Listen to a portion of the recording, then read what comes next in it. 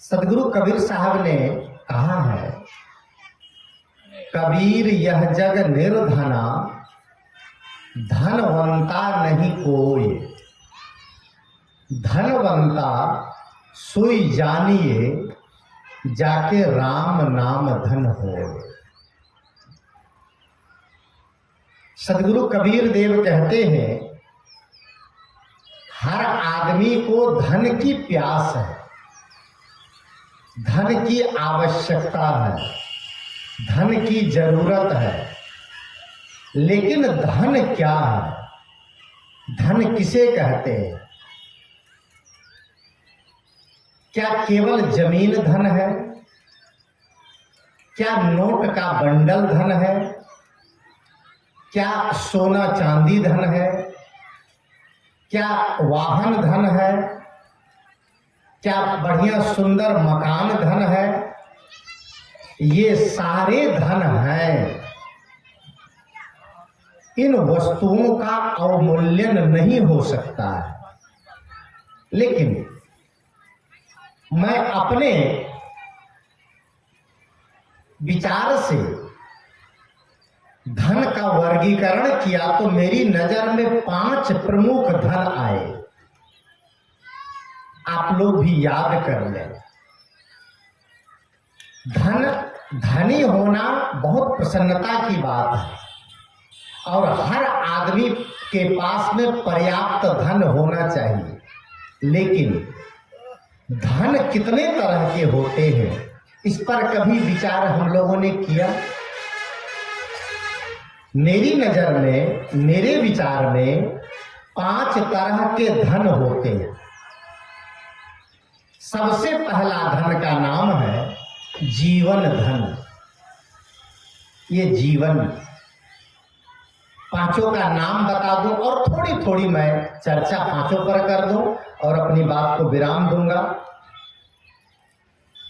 सबसे पहला धन का नाम है जीवन धन। दूसरा का नाम है परिवार धन। तीसरा का नाम है चरित्र धन। चौथा का नाम है रुपया पैसा, जिसको कहते हैं वह धन। और अंतिम धन का नाम है शांति धन। क्या जीवन में इन पांचों का वर्गीकरण आवश्यक नहीं है? जीवन हमारा कितना मूल्यवान है। सुबह के सत्र में श्रद्धेय पूज्य संत श्री जयस्वरूप साहब जी ने बड़ी सुंदर व्याख्या की थी कि जीवन का अवमूल्यन करना अपने धन से वंचित होना है। अगर आपका जीवन है, ध्यान दीजिएगा, अगर जीवन है तो आगे के 4 धन भी आपके जीवन में आ सकते हैं। और अगर जीवन नहीं है तो फिर कुछ भी आपके पास नहीं है। जीवन किसे कहते हैं? जीवन क्या है? ये जो शरीर दिख रहा है, क्या यही जीवन है? केवल शरीर जीवन नहीं है और केवल आत्मा भी जीवन नहीं है। आत्मा और शरीर के संगम काल को जीवन कहा जाता है। और इसमें मूल्य किसका है? तो शरीर के तत्वों का भी मूल्य है और आत्मा का भी मूल्य है। लेकिन मूल्यवान अगर तुलना में देखा जाए तो आत्मा का मूल्यवान सर्वाधिक है, जीव का मूल्य। तो जीवन आपका धन है और यह जीवन धन बड़ा मूल्यवान है, बहुत कीमती है। सदगुरु कबीर साहब ने कहा है कि भजन बिना नर बाबरे, तूने हीरा जन्म गंवाया। किसके बगैर? भजन के बगैर। ये जीवन धन है, लेकिन जीवन में केवल बाहरी धन नहीं, आंतरिक धन भी चाहिए। केवल भोजन नहीं, भजन भी चाहिए। केवल शरीर का श्रृंगार नहीं, आत्मा का परिष्कार भी चाहिए। केवल वासना नहीं, जीवन में उपासना भी चाहिए। तो ये जीवन मूल्यवान बनता है। जीवन हमारा बहुत महत्वपूर्ण है। हम सुबह उठते हैं और जितने लोग बैठे हैं उनमें से कुछ लोगों को छोड़ दिया जाए तो लगभग लोग उठते ही पेट की चिंता करते हैं। लगभग लोग, अधिकतम लोग पेट की चिंता, क्या खाएंगे। कुछ लोग हैं जो उठते हैं, ध्यान चिंतन करते हैं, साधना करते हैं, मनन करते हैं, वह अपने जीवन के मूल्य को समझते हैं। भोजन और भजन ये दोनों हमारे लिए आवश्यक है। मैं आप लोगों से पूछूं, अगर भोजन क्यों करते हैं? सदगुरु अभिलाष साहब जी कहा करते थे, कमाते क्यों हैं? खाने के लिए। और खाते क्यों हैं? जीने के लिए। और जीते क्यों हैं? फिर वही सब्जी बनाने के लिए। बस गोल गोल घूम रहे हैं। कमाते हैं खाने के लिए, खाते हैं जीने के लिए, और जिए फिर कमाने के लिए नहीं, जिए जीवन को सुंदर बनाने के लिए, जिए जीवन को परिष्कृत करने के लिए, जीवन को पवित्र बनाने के लिए। और ये पवित्रता जीवन के बारे में चिंतन करेंगे तब आएगी। और भोजन और भजन, भोजन भी आवश्यक है। ये कहावत आप लोग कितनी बार सुने हैं, भूखे भजन न होय गोपाला, और ले लो अपनी कंठी माला। यहाँ पर 2 दिन का आयोजन हुआ तो पंडाल लगा, मंच लगा, माइक लगा, लेकिन जलपान और भोजन की व्यवस्था भी करनी पड़ी है। अगर जलपान भोजन की व्यवस्था न होती तो बहुत लोग इनमें से नाराज होकर के चले जाते। उसका मूल्य है। लेकिन मैं पूछता हूं, दिन में भोजन कितनी बार करते हैं हम लोग?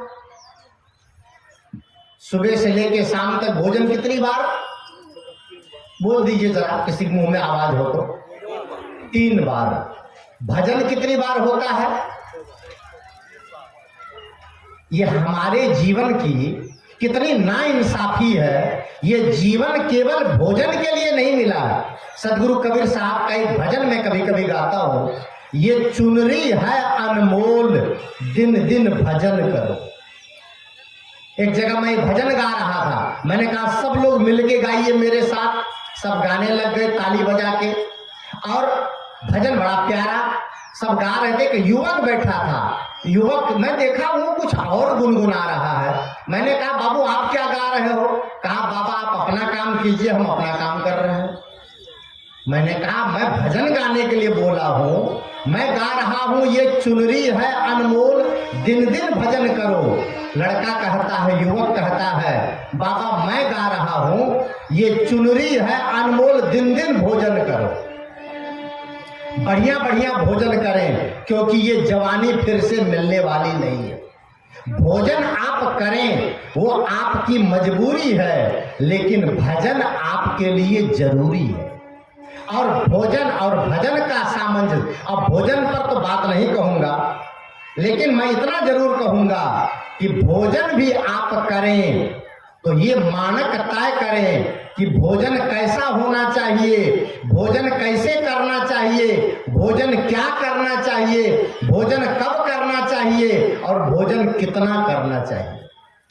अधिकतम लोग रोज खाते हैं पर खाने में लिमिट नहीं है और नियंत्रण नहीं है। कितने लोगों को देखता हूं खाते तो हैं, लेकिन दाल भात सान के मुंह में ऐसे डालते हैं लगता है झोला में डाल रहे हैं, चबाते ही नहीं है, सटासट निगलते जाते हैं। और वह भोजन ज्यादा मात्रा में कर लिया जाता है, वह भोजन आपके शरीर के लिए प्रतिकूल होता है। आपके पेट में कब्ज की शिकायत होती है, एसिडिटी बनती है, तमाम तरह के रोग पैदा होते हैं। भोजन नियंत्रित करें और थोड़ा कम मात्रा में खाएं। आप कहेंगे बाबा सत्संग की बात कीजिए, कौन बात छेड़ दिया? बंधु, सत्संग का ये भी एक अंग है। अगर भोजन आपका नियंत्रित नहीं होगा तो भजन आप नहीं कर सकते हैं। भोजन और भजन का बहुत गहरा संबंध है। भोजन आप भूख से तोड़ा कम खाए। राजस्थान में जिस आश्रम में मेरा निवास होता है, वहां पर कुछ साल पहले एक साधु आए ग्वालियर तरफ से। ऊंचा डिलडाल, उसका डिलडोल शरीर ऊंचा काड़ा, 6.5 फुट से कम नहीं रहा होगा। वजन भी रहा होगा कम से कम 80-80 किलो। अच्छा स्वस्थ शरीर। सुबह सुबह पहुंचा। मैंने कहा साहब आइए बैठिए। दुआ सलाम के बाद मैंने कहा जलपान क्या लेंगे? तो कहता है जलपान तो रोटी सब्जी लूंगा। मैंने कहा शरीर देख करके मुझे अंदाज लगा लेना चाहिए। मैंने कहा कि साहब ऐसा लगता है कि 10-15 रोटी बनवा दूं आपके लिए जलपान में। कहा वैसे तो मैं 70-80 रोटी खाता। बाप रे बाप। मैंने कहा पेट में भरते थे कि बगल में बोरा में भरते थे? और सचमुच मैं सोचा मजाक कर रहे हैं। रोटी बनवाया 34 और धीरे धीरे 34 खा गए। मैंने कहा साहब और आटा सनवाऊं? तो उसने कहा रहने दीजिए, जलपान हो गया, भोजन भी तो करना है। समझिए, ऐसा आदमी भजन नहीं कर सकता है, ऐसा आदमी ध्यान साधना नहीं कर सकता है। ध्यान के लिए सदगुरु अभिलाष साहब जी कहते थे जिसका पेट हल्का और मन हल्का वही आदमी ध्यान में पहुंच सकता है। अतः भोजन पर नियंत्रण करें। मैं कह रहा था जीवन का उद्देश्य केवल भोजन नहीं है, भजन भी है। अतः जीवन आपका मूल्यवान धन है, इसको संवारें। दूसरा धन का नाम है परिवार। हम जिनके बीच में रहते हैं, याद रखिएगा, लोग बिहार में परिवार का मतलब पत्नी समझ लेते हैं। प्रायः लोग परिचय देते हैं तो कहते हैं साहब ये मेरा बेटा है, ये मेरा भाई है, ये मेरा भतीजा है और ये मेरा परिवार है। पत्नी का जब परिचय कराते हैं अर्धांगिनी का, तो कहते हैं ये मेरा परिवार है। वस्तुतः परिवार का नाम केवल पत्नी नहीं है। परिवार का मतलब होता है समूह। परिवार का मतलब होता है जिनके बीच में आप जीते हैं, जिनके साथ रहते हैं, जिनके साथ आपका व्यवहार होता है। जैसे लिखा जाता है आश्रम परिवार, तो आश्रम में कोई अर्धांगिनी तो नहीं है, वो आश्रम का परिवार है। राजनीतिक पार्टी लिखते हैं फलाना परिवार, कोई समूह लिखता फलाना परिवार, फलाना ग्रुप। परिवार का मतलब होता है जिन सदस्यों के साथ आप जीवन जीते हैं वह आपके लिए धन है। उनके साथ आप हमदर्दी का व्यवहार करें, उनके सुख दुख में आप साथ खड़े रहें, उनके साथ आत्मीयता पूर्वक व्यवहार करें, उनके साथ मीठा बोलने का प्रयास करें। वाणी बहुत महत्वपूर्ण है, लेकिन परिवार में विघटन का सबसे प्रमुख कारण होता है गलत वाणी का प्रयोग। सदगुरु कबीर देव ने कहा है बोल तो अमोल है, जो कोई बोले जान, और हिये तराजू तौल के तब मुख बाहर आन। आज अधिकतम घरों की समस्याएं इसी से खड़ी होती है, बोलना नहीं आता है। सुबह नींद खुलती है, बाप माँ, सास, ससुर, पति, पत्नी आपस में कुछ एक ऐसा शब्द बोल देते हैं जो जहरीला होता है, और वह जहर दिन भर लोगों के अंतःकरण को आंदोलित करता है। इसलिए वाणी संभाल के बोले, मीठा बोले। एक जगह प्रवचन करते हुए मैंने कहा आज सब लोग संकल्प लीजिए, आज से सब लोग मीठा बोलने का संकल्प लें, मीठा बोलें। पीछे से एक बूढ़ा खड़ा हुआ, वो कहता है बाबा हमको डॉक्टर साहब ने मना किया। मैंने कहा क्यों मना किया? कहा मुझे डायबिटीज हो गया, मुझे डॉक्टर ने मीठा से परहेज किया है। तो मैंने कहा तो मीठा खाने से परहेज किया है, मीठा बोलने से तो नहीं किया है। उसने कहा बाबा जब मीठा खाना बंद तो मीठा बोलना भी बंद, ये नहीं चलेगा। आप मीठा खाना जरूर बंद कर दें, और कोई बंद करता क्या है? आदमी तो खा ही रहा है, और जब से हिसाब करें, जब से आदमी मीठा खाने लगा, मैं समझता हूं अगर आदमी 50 बरस का है तो 15-15 बोरा चीनी खा गया होगा।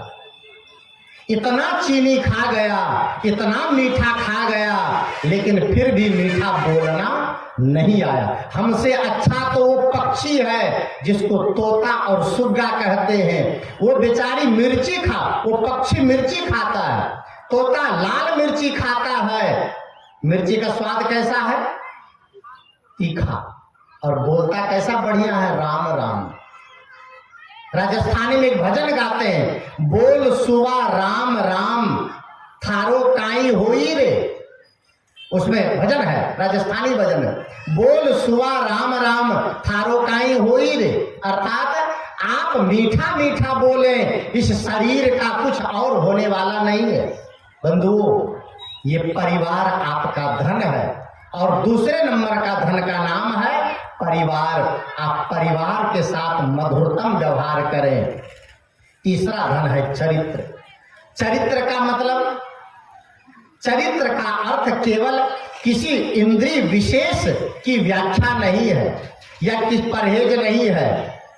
ऐन्द्रिक लंपटता चरित्र का द्योतक जरूर है, लेकिन चरित्र का व्यापक अर्थ है हमारे व्यक्तित्व से।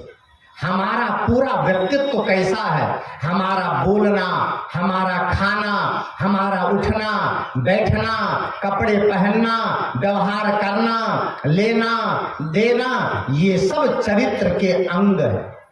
चरित्र का मतलब होता है संपूर्ण व्यक्तित्व। चरित्र से अर्थ लोग समझते हैं कि केवल पराये नारी से परहेज कर लेना, पराये पुरुष से परहेज कर लेना, ये चरित्र अच्छा है। नहीं, आप अगर झूठ बोलते हैं तो आपका चरित्र खराब है। अगर आप धोखा देते हैं तो आपका चरित्र खराब है। अगर आप हिंसा करते हैं तो आपका चरित्र खराब है। अगर आप कपट करते हैं तो आपका चरित्र खराब है। आप दोहरा जीवन जीते हैं तो आपका चरित्र खराब है। चरित्र से मतलब है आपका संपूर्ण व्यक्तित्व, ये आपका धन है। और याद रखिएगा कि अपने चरित्र से ही आप पहचाने जाते हैं। आपका चेहरा कुछ देर के बाद लोग भूल जाएगा, पर चरित्र आपके लंबे समय तक समाज नहीं भूल पाएगा। इसलिए चरित्र भी हमारा धन है। और चौथा धन आता है रुपया पैसा, ये चौथे नंबर पर आता है। और रुपया पैसा भी सबके जीवन में आवश्यक, सबके पास धन की जरूरत है। इसलिए धन सबको कमाना चाहिए, और धन परिश्रम से कमाना चाहिए, पुरुषार्थ से कमाना चाहिए, छीना झपटी करके नहीं, किसी को ठग के नहीं, धोखा देकर नहीं, अनैतिक ढंग से नहीं। हमारे कल साहब जी सब कल बोल रहे थे, हमारे यहाँ भारत धर्म प्रधान देश है, लेकिन धन कमाने में सबसे ज्यादा गलत तरीका भारत में अपनाया जाता है। सबसे ज्यादा अधर्म भारत में होता है। मैं थाईलैंड की राजधानी बैंकॉक में था कुछ साल पहले, विदेश में कई देशों की यात्रा थी, तो थाईलैंड में भी एक सप्ताह मुझे रहना था। मैं जिस बहुमंजिली इमारत में था, लिफ्ट से सुबह नीचे उतरा, मॉर्निंग वॉक के लिए निकला। घूमते घूमते गया एक जगह मिल्क पार्लर लिखा था, दूध की दुकान। वहां मैं खड़ा हो गया, दुकानदार से मैंने वहां जाके पूछा, क्योंकि वहां हिंदी तो नहीं समझते हैं, मैंने इंग्लिश में उससे थोड़ी बात की। मैंने उनसे कहा कि here available is pure milk. मैंने प्रश्नवाचक चिन्ह के साथ बात किया, क्वेश्चन मार्क के साथ, क्या यहाँ पर शुद्ध दूध मिलता है? उन्होंने बड़ी लंबी लंबी आंख करके, चौड़ी आंख करके ऊपर से नीचे मुझे निहारा, और निहारने के बाद मुझे कहता है, you are coming from India. बाप रे बाप, मैं तो शर्म से गड़ गया। इसका मतलब ये है, इंडिया के लोग पैसा कमाने के लिए दूध में पानी मिलाते हैं, लेकिन वहां के लोग दूध में पानी नहीं मिलाते। कल साहब जी ने चर्चा की थी। धन कमाने के तरीके अगर आपके गलत होंगे तो धन तो आपके पास आ जाएगा, पर आपका चरित्र खराब हो जाएगा, आपका जीवन खराब हो जाएगा, आपके संस्कार खराब हो जाएंगे। बंधुओं, अगर शरीर में दाग लगेगा तो आप उसका इलाज कराकर ठीक करा सकते हैं, पर आपके अंतःकरण में दाग लगेगा, उसको ठीक करने का कोई साधन दुनिया में नहीं है। उसका सबसे सुंदर साधन है कि आप अपने जीवन में इन धन को समझें। रुपया पैसा चौथे नंबर का धन है और वो सबको चाहिए, जरूरत। अंतिम धन है शांति। मैं अपनी बात को समाप्त करूंगा। अंतिम धन का नाम है शांति। आपके पास सब कुछ है और शांति नहीं है तो क्या है आपके पास? है आबो हवा ठंडी, कश्मीर नहीं साहब, ठंडा हो कलेजा जहां, कश्मीर उसे कहते। आदमी एयर कंडीशनर लगा करके, एयर कंडीशनड रूम में रह करके और मन के कुसंस्कारों में जल रहा है। Air conditioner, cooler, air cooler आपके शरीर को ठंडा कर सकता है, पर मन को ठंडा कर पाएगा? नहीं हो सकता।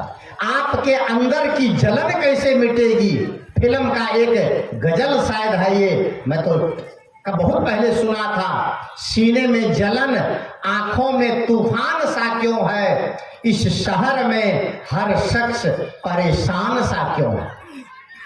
किसी को इसके बारे में सोचना चाहिए। हमारे सीने में अगर आग है तो उस आग को ठंडा करने का उपाय क्या है? शांति की भी साधना करें। रोज हर आदमी थोड़ी देर समय निकाले, 10 मिनट, 15 मिनट, आधा घंटा एकांत बैठें, आत्मनिरीक्षण करें, चिंतन करें, ध्यान करें, साधना करें, और शांति तभी आपके जीवन में आएगी। एक संत प्रवचन कर रहे थे, सबके घर में शांति की जरूरत है, सबके घर में शांति होनी चाहिए। संत ने कहा सबके घर में शांति है? तो एक आदमी खड़ा हुआ, कहा बाबा हमारे घर में तो है, 15 साल की शांति है। उन्होंने कहा मेरी पोती 15 साल की है, उसका नाम शांति है। रखो पोती का नाम शांति, लेकिन पोती का नाम शांति रखने से शांति नहीं आएगी। शांति आपके अंदर की साधना है, शांति आपके अंदर का उत्सव है, शांति आपके अंदर की पूंजी है, यह आपका धन है। सब कुछ गले में चैन सोने का है, पर मन बेचैन है तो सोना का चैन क्या करेगा? सबकी भावना होती है। वो एक कहानी कि एक युवक एक साइकिल लेकर के रोज बाजार जाता था और एक बूढ़ा बाबा दरवाजे पर बैठकर रोज देखता था, ये लड़का साइकिल लेकर रोज बाजार जाता लेकिन पैदल जाता, चढ़ के नहीं जाता। एक दिन बाबा ने रोक लिया, है बाबू इधर रुको, ये साइकिल किसकी? कहा मेरी। कहा साइकिल ठीक है कि नहीं है? कहा ठीक है। और कहा तुम्हारा दिमाग? कहा दिमाग भी ठीक है। कहा तबीयत? कहा सब ठीक है। तो कहा साइकिल ठीक, तुम ठीक, चलाना आता है? कहा चलाना भी आता है। कहा तब तो और गजब हो गया, साइकिल भी ठीक है, दिमाग भी ठीक है, तुम्हारा स्वास्थ्य भी ठीक है, टायर ट्यूब भी ठीक है और चलाना जानता भी है, तो साइकिल चला के क्यों नहीं जाता है? कहा बाबा सब कुछ ठीक है, दिमाग भी ठीक है, साइकिल भी ठीक है, टायर ट्यूब भी ठीक है, ब्रेक पैडल भी ठीक है, घंटी भी ठीक है, सब कुछ ठीक है, लेकिन साइकिल में चैन नहीं है। चलेगी साइकिल? सब कुछ ठीक है और साइकिल में चैन नहीं है तो साइकिल बेकार, और जीवन में सब कुछ ठीक है और मन में चैन नहीं है तो आपका जीवन भी बेकार। इसलिए ये 5 तरह के जो धन है ये हमारे लिए अत्यंत महत्वपूर्ण है। एक बार फिर से मैं गिना देता हूं। जीवन धन, परिवार धन, चरित्र धन और धन, रुपया पैसा धन, सोना चांदी धन, और अंतिम धन का नाम है शांति रूपी धन। इस पांचों धन को आप एकत्र करें, पांचों धन से संपन्न बने। आपका यह जीवन अपने लिए भी उपहार बनेगा, समाज के लिए भी उपहार बनेगा, अपने लिए भी वरदान बनेगा, समाज के लिए भी वरदान बनेगा। और सदगुरु कबीर साहब का यह वचन सिद्ध होगा कि कबीर यह जग निर्धना, धनवंता नहीं कोई, धनवंता सोई जना, जाके राम नाम धन होए।